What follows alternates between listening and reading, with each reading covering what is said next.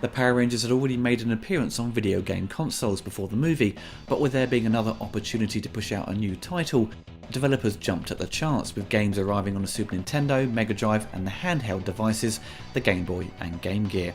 This was a time when different developers tackled the conversions, so the Super Nintendo game is a lot different to the Mega Drive version.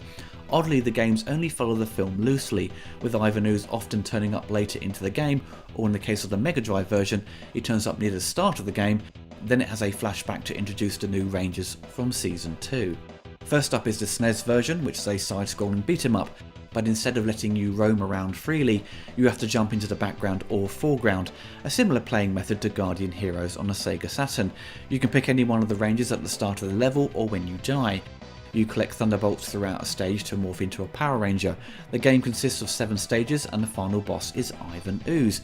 Surprisingly, there are no giant robot battles in this game, which I'm sure would have disappointed fans at the time. It's simple to play and the graphics are nice and colourful, plus it features a good rendition of the Power Rangers theme tune, but I found the game really hard, and it took me a number of attempts to get past the first level. Of course it would be easier in 2-player, but I found it frustrating and not really fun to play. I would stick to the previous game based on the TV show. The Genesis or say Mega Drive version is easily the best of the bunch, taking inspiration from Streets of Rage.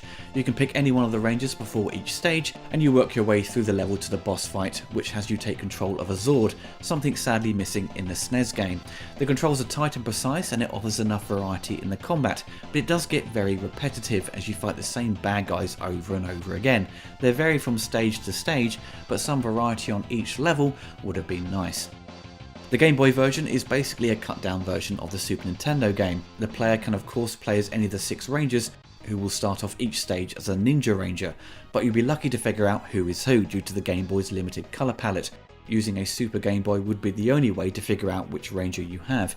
The game consists of 6 stages. The first 5 stages can be played in any order, while the 6th one can only be played after completing the other 5. The Game Boy game is a bit of a turd with poor hit detection and lousy controls, making it the worst of the bunch.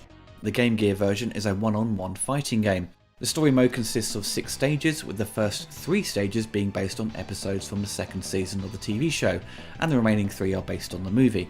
The game was a real surprise to me.